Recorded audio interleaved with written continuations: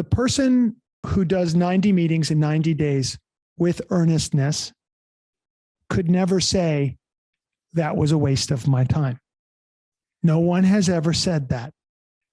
Ever.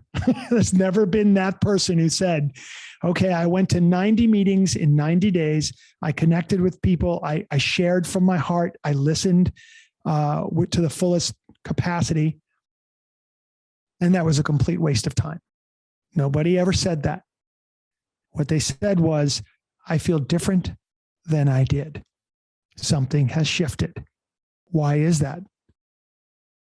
Because we take an action based in a solution, letting go of the old story of what we're not, and starting to build actions and thoughts and tapping into, we call it, in 12-step recovery, we say we tap into a power greater than ourself.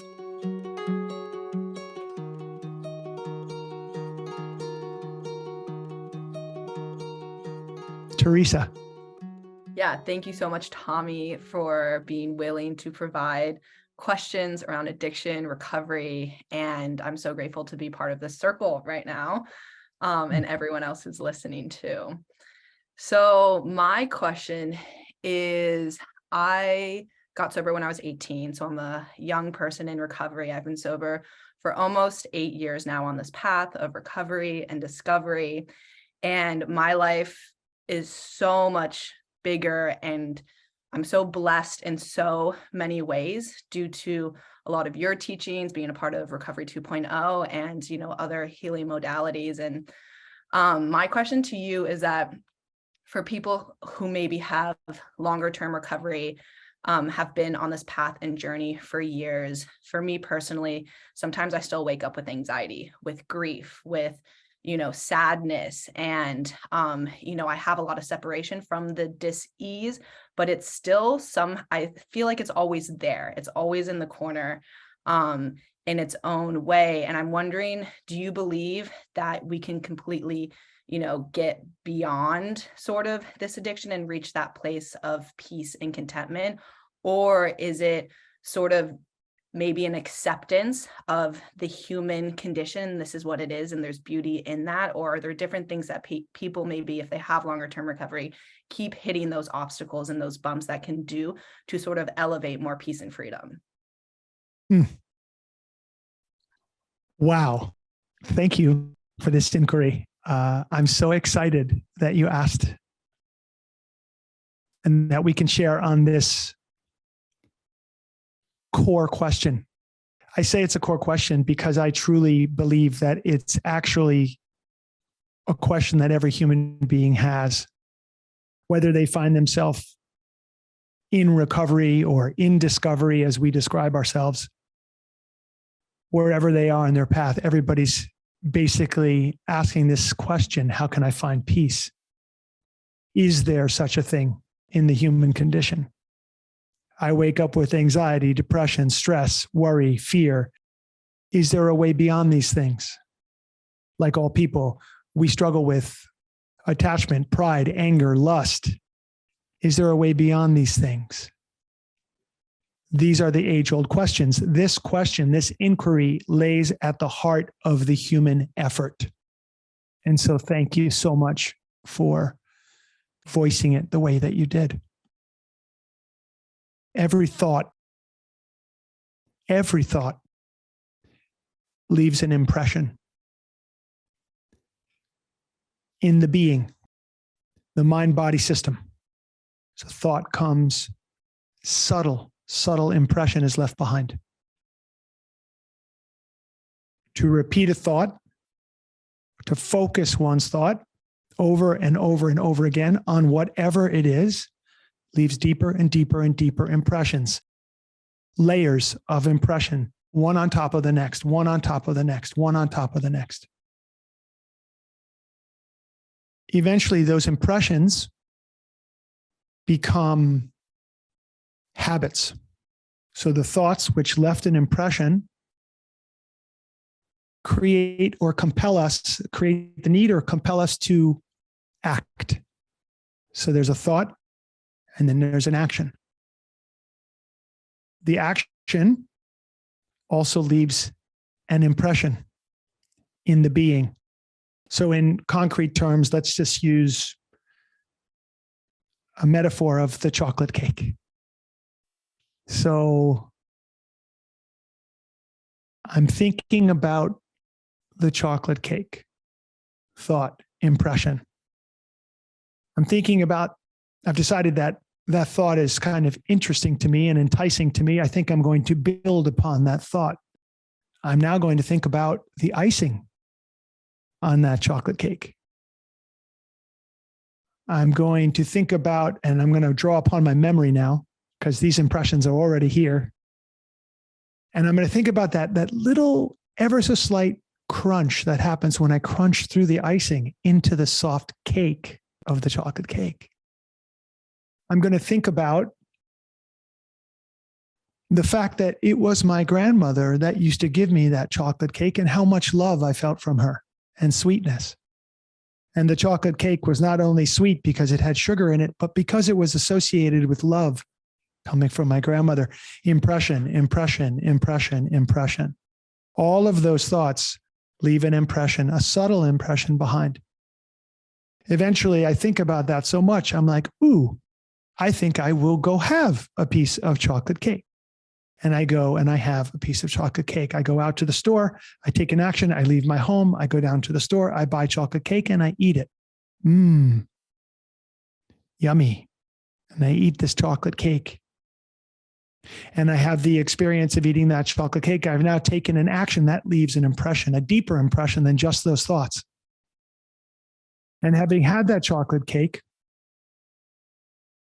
I feel whatever the feeling is that comes with me having eaten that, the satisfaction, the immediate satisfaction of the craving of thinking about the chocolate cake. And I also feel whatever goes along with that. For some people, that might be feeling sluggish or drowsy or tired, or they realize, wow, that really wasn't good for me. That wasn't the right choice for me. You know, other people might say, wow, that was so yummy. How great. I'm going to play soccer now. I'm going to the gym. I'm going to run, whatever, like it's okay.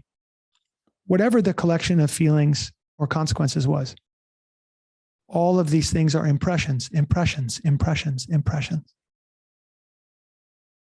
Piling on top of each other over and over and over again. A thought that leads to an action, that leads to more thinking about the action that was taken, that leads to more actions. And what I'm describing to you, hopefully in relatively clear terms, is the concept of karma. This is our karma. People make a big deal out of karma, like, oh, you did something bad and now you're going to pay for it.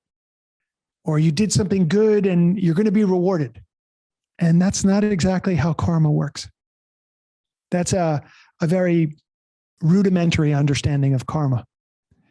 Karma is this wheel of thought, impression, which leads to action, which leads to more thought. And we know that when this wheel gets going, we have a word for what happens.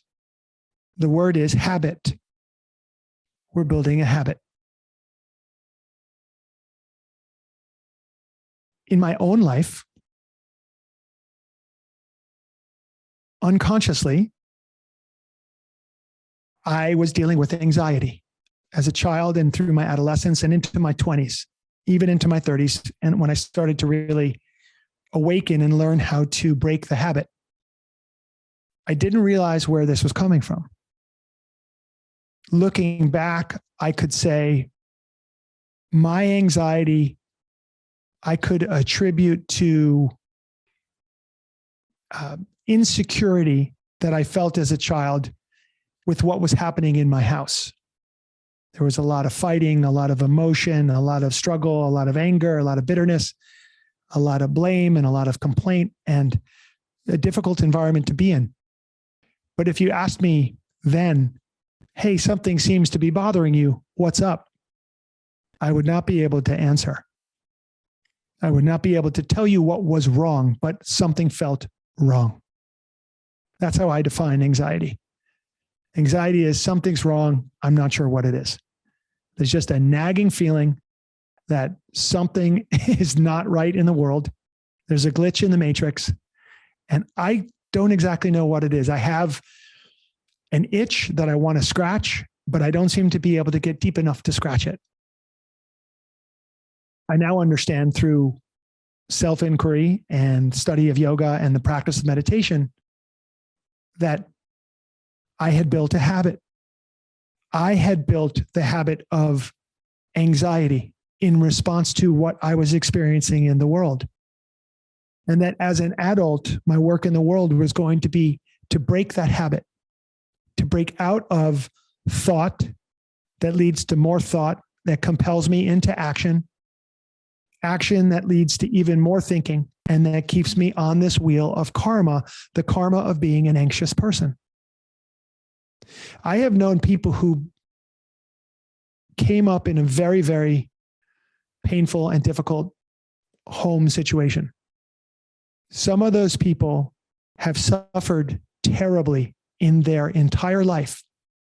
And they look back at that and they say, those were the things that happened to me. And I know other people that have been in equally horrendous family situations, difficult situations growing up. And for some collection of reasons, they were able to transcend the fate of being negatively affected by those things for the rest of their entire life. They broke out of the habit. How does somebody break the habit of anxiety, break the habit of depression? How does somebody break the habit of anger or jealousy or rage or sadness or loneliness or addiction? In a way, we could look at all of these things as a kind of thought addiction. We're stuck in our karma. We've been thinking a certain kind of way, consciously or unconsciously, and it piles up on us. Layer after layer after layer, billions upon billions and trillions of thoughts over a lifetime. You are a young woman. If my math is not incorrect, you're somewhere in your mid-20s. So in, let's say, 25 years, in a quarter century, you've built up trillions and trillions and trillions of impressions, thoughts which came in reaction to environment or something you felt inside. Emotions came, actions came out of those thoughts and emotions. More thoughts and emotions came up. And until one became conscious, one might think they were at the mercy of everything around them, which is simply to say, I feel like I'm a victim of circumstance. The circumstances of the external world, as I understand them, are painful for me. And until the circumstances in the external world change, I will not be able to break out of this habit of feeling this way. So yoga or recovery, I consider them to be pretty much the same thing at this point. Yoga and recovery is the process by which we break these patterns. We break these thought patterns. We break these habits. One of the reasons that you ask this question, and that this question is so important to ask and to explore, is because so few people have found the answer to this question. And the people who have found the answer to this question, many of them are shouting from the rooftops, like, hey, there's a way. There's a way to rise above the challenges of our childhood. There's a way to heal our trauma. There's a way to move beyond our addictions.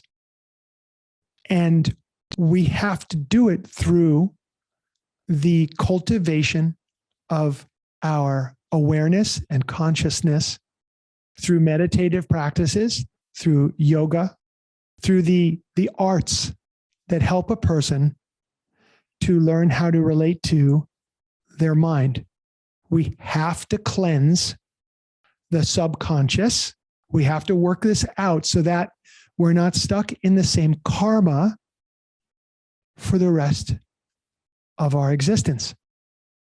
Becoming a person who's awake simply means I'm more aware than I used to be of what I'm actually thinking, of what is actually working on me. I am no longer blindly subject, being led around by my subconscious thought process. I have brought those thoughts into the light of day so I can examine them, so I can work with them. We talk about yoga being a path from dark to light, or recovery being a path from dark to light. We say the darkness of addiction into the light of recovery. What that means is we are starting to investigate the forces which drive us in our thoughts and our behavior that move us in a certain direction. Until we wake up to this thought process, which is what's driving us, we will feel like a victim of circumstances. We will feel that we're at the mercy of the world, of people, of places, of situations around us. We will wake up with anxiety, with fear, with worry, because we're still in the habit of that. We haven't completely, fully worked out our karma. We haven't fully finished the unfinished business of the impressions left by the pattern by which we think. So the mind is the problem, and the mind is the solution at the same time. In yoga, in recovery, in this process, in life, in the movement to the light, more consciousness, more awareness, we are training our mind in a new way. So I will say to people, you have trained yourself into addiction. Now, in this day and age, a lot of people don't like to hear that. For some, that will, in a philosophical way, that will go against the idea that some people don't think that's a very compassionate thing to say, that you have trained yourself into addiction. It seems to place the blame upon a person or the responsibility when in many cases, people say, well, I was traumatized. These terrible things happened to me. And that may be very legitimate. People have been traumatized and people have done terrible things to people. And unfortunate things have happened to people. What we recognize is that we must see that and understand what took place, while at the same time moving to process and free ourselves from that. Otherwise, what took place in the way past could be with us for a lifetime. And we would not wish that on anybody. And I recognize, as a person in recovery and as a teacher in recovery, that if a person doesn't see and begin to take responsibility for what they're experiencing today and now, it will be very difficult, if not impossible, for them to heal from whatever took place, for them to come fully present, for them to be able to release in an appropriate and a healthy way, to release the past, to work out their karma, to begin to get onto a new pathway, if you will. For me, in my journey today, in my effort today, I notice there are periods of time where I could find myself off center and wake up with some anxiety or fear. And so there's a couple ways I can go with that. I could say, wow, Tommy, I can't believe after all this time, you're still vulnerable to this. Wow. And I could build a story around this emotion. That's what we call pulling the second arrow. The first arrow is the emotion itself. I feel anxious this morning. Well, that's just something to recognize, really. There's no story about it. I feel anxious this morning allows me to see something that is, and then to take an appropriate action to change that. The second arrow is I feel anxious. And you know what? I really shouldn't. I shouldn't be anxious. I should be beyond that. Wow, what kind of teacher am I? Wow, what kind of person am I? Ooh, I can't believe I'm vulnerable to these emotions at this point in the game. With that story attached to the reality of anxiety, I've pulled the second arrow, and I am now powerless to do much about it. I'm back in I'm a victim of circumstances. I'm angry, I'm bitter, I'm disappointed, I don't feel good about myself, and that can spiral into just a really bad day. So I recommend, and I choose by practice, I choose to change my emotional state, which I've learned to do, which anyone can learn to do through breath work and through yoga and through meditation, through walks in nature, through eating really healthy food, through talking it out with friends who understand that I love, or sitting in a circle like we are right now, elevates me. And I find that I'm no longer anxious. It's very, very important that I catch myself before I pull that second arrow and make a story about the fact that I feel a certain way. I'm just a human being. The good news is that I'm a human being now with some skill and some ability and some teachings and some guides and teachers who have shown me what to do when we are subject to this kind of thing, which is the subject of your inquiry. So the question was, do I believe there's a way beyond these kinds of addictions of waking up in these habits? I believe it's a process. I believe that there's nothing wrong with waking up with, an anxiety here or there. I believe that it's not skillful to build a story about that, but I believe the skill is taking an action that will change the way that you feel and move you forward into a greater state of awareness and presence with what is actually true.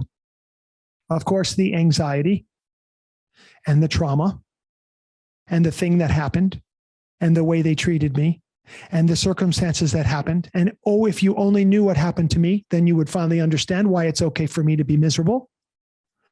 That whole dialogue falls away because it's not true. People will say, are you trying to tell me my trauma is not true? I'm trying to tell you that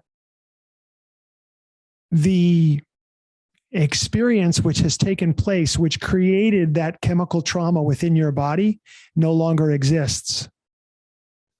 But the chemistry and the memory still do. Those can be processed and worked with, and those can be healed and then ultimately transcended, no matter what, by anybody. We know this. So we don't want to stay stuck in that thought of my this, my that, my sickness, my mental health, my family, my liabilities. We want to move into solutions. Okay, I have this challenge. How might I move forward towards a solution to this challenge? What would it be like if I woke up with this anxiety and I got down onto a yoga mat and I did 3 minutes of breath work? Let me have that experience. Let me try that. What would it be like if I did that every day for 40 days or 90 days? It's like a person waking up on day one of their recovery from addiction and saying, would it be a good idea for me to go to a meeting today? What would happen there? I notice I don't really want to go to a meeting today. I'd rather just be alone with my miserable self. But then they go to a meeting, they take an action, and now that new action forms new impressions in a whole different direction. And that what's being trained into a person is, I notice when I overcome my resistance to doing positive things for me, that good things happen in my life.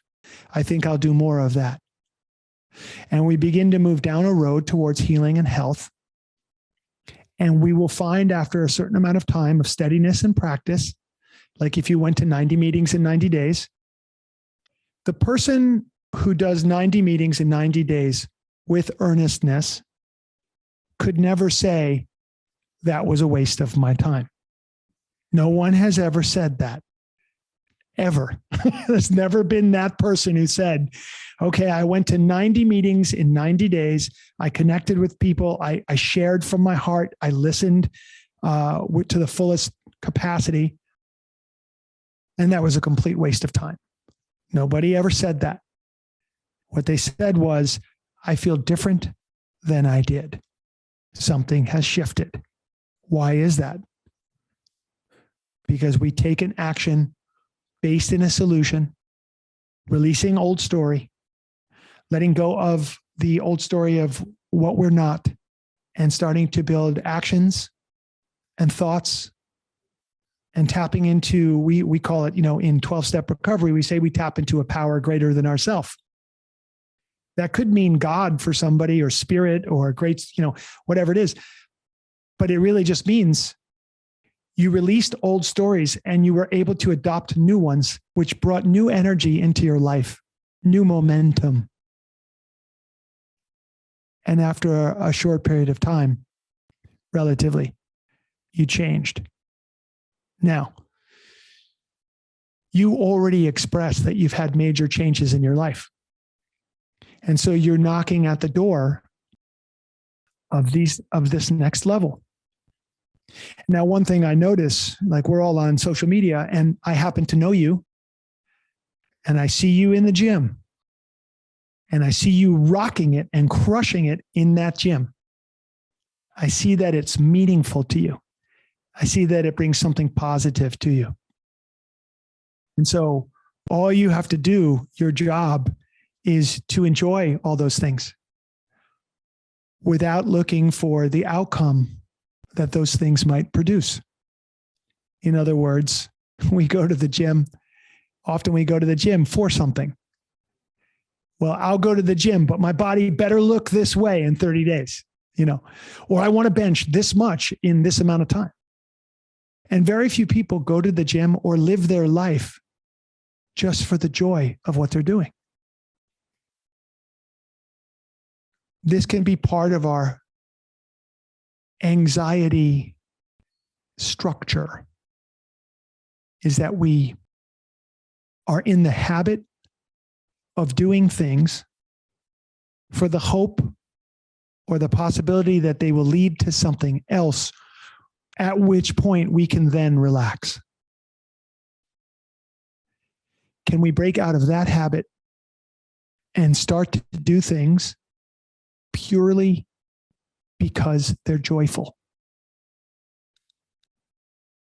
Yes, we can do that. And that's a quantum leap. That's a quantum shift in if-then thinking, or, this has to happen and then X, Y, and Z can take place in my life. What if we went to the gym because it just felt amazing today? Oh my God, this was so fun.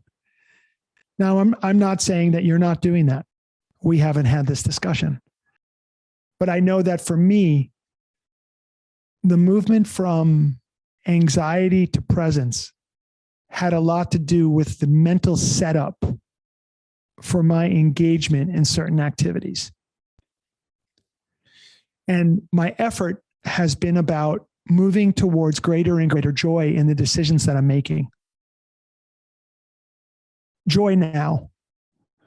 And yes, I do have to do certain things in my life that I resist. I come up against my own resistance when I wake up in the morning to do a practice. Or when I go to the gym, I still come up against my own resistance. But when I get to the gym, I start to really just enjoy that. And sure, I love to have a strong, capable body, just like anybody else. And I know that the gym, it contributes to that. I just want to remember that if I take a 30-day commitment to go to the gym, I really want to enjoy the first 29 days. I don't want to just enjoy the possibility that I did something for 30 days. I really want to enjoy the whole thing and to ease up on myself and ease up on my throttle a little bit and investigate the depression. With depression, what am I not expressing? What am I suppressing? What am I repressing? Which makes me feel depressed? What needs to come out of me? What's the song I want to sing? How do I need to be in this world so that I don't go through this life heavy? And anxiety, it's such a training. It's a mental training. I trained myself into anxiety. And now my day-to-day effort is to train myself out of it. And I know through the practice of yoga and meditation and breath work that anybody can do that.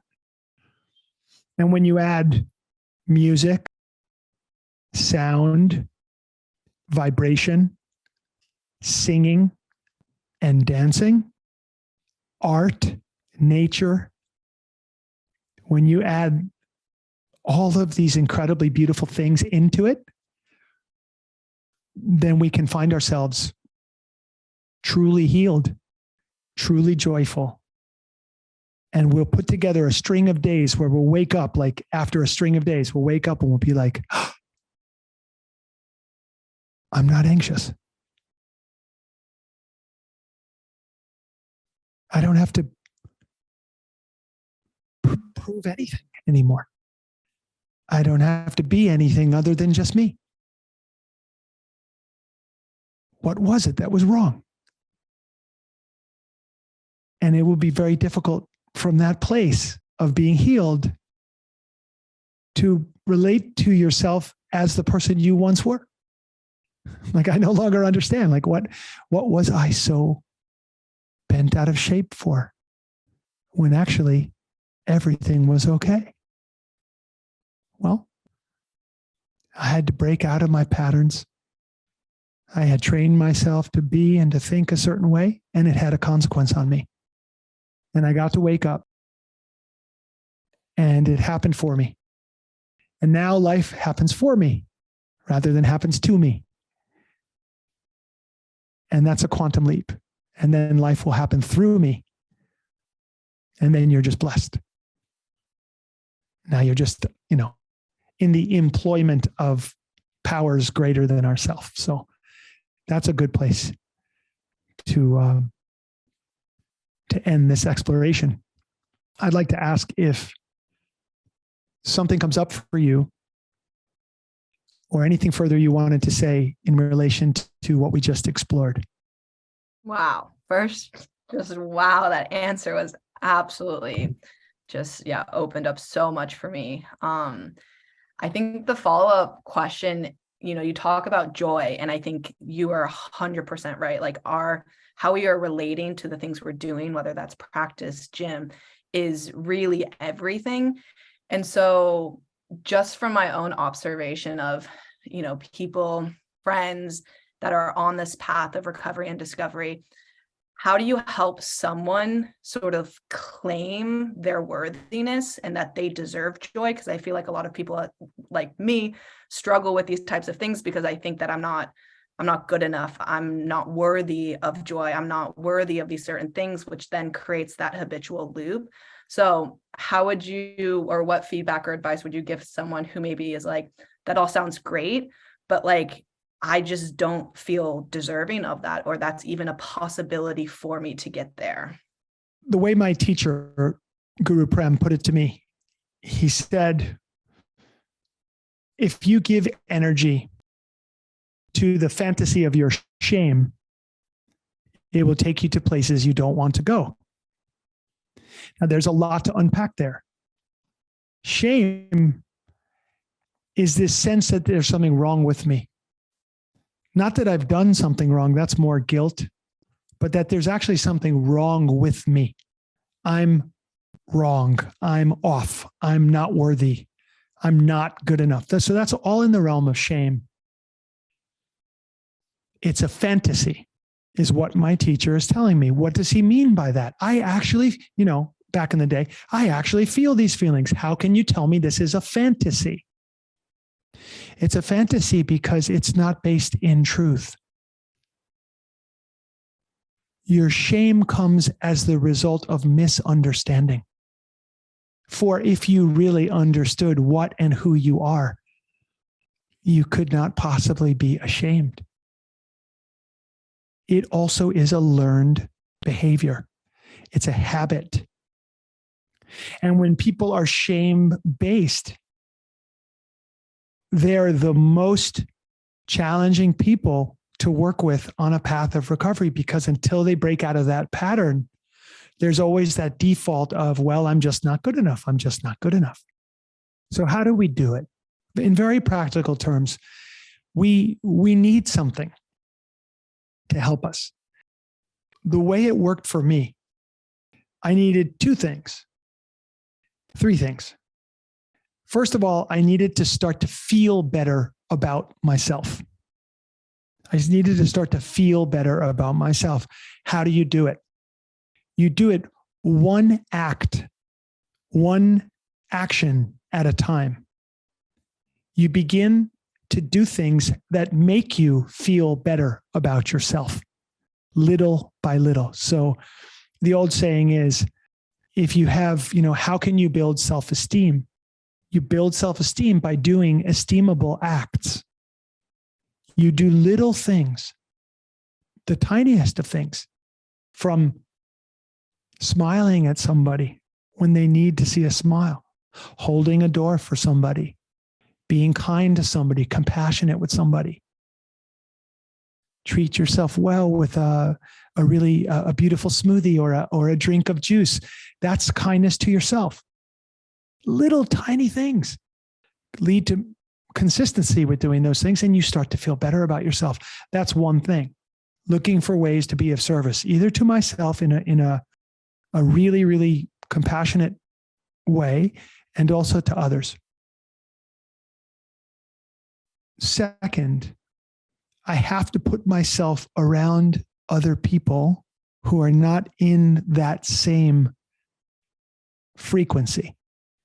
We'll call it a frequency, the frequency of shame. We turn the radio channel. Oh, well, welcome to the shame channel. Here at the shame channel, we are exposed to an incredible amount of negative thinking over and over and over again. We're going to really feel crappy about ourselves today here at the shame channel, and we're going to have to figure out a way to change that channel. One of the ways is to get around other people who carry a higher vibration than shame, like love, like presence, like awareness, like humility, like kindness, like compassion, like connection, all of these things. So we want to start to get with a new group of people who are living in this solution to the human condition. So often what happens is that frequency of shame attracts a like frequency. And we're around other people that resonate with that or who make us feel ashamed. Often people who are ashamed of themselves or in shame, they place themselves into situations where they can reinforce the fact that they should be ashamed of themselves because they put themselves around people who treat them poorly. The next piece of this is that by putting yourself around people who see your inherent value, who treat you like a human being, you start to feel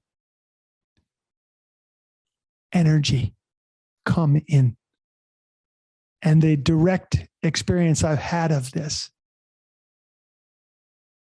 I got around some teachers in my life that just made me feel welcome. They were not saying, wow, you're broken. Wow, you're going to really have to figure shit out, and then maybe we can hang out. That was not the vibe. The vibe was amazing that you're here. We need your help. Like, let's practice together. Let's grow together. Let's address some problems together. Let's look at it, and like, that was like being recognized and seen by people as a contributing member of like society. That felt good. That felt so good. And so I put myself around those people in those situations, and I did everything I could do to start to serve, get out of my own head, break out of my own stuff, and to show up for life, show up for me also in my own healing, my own recovery. And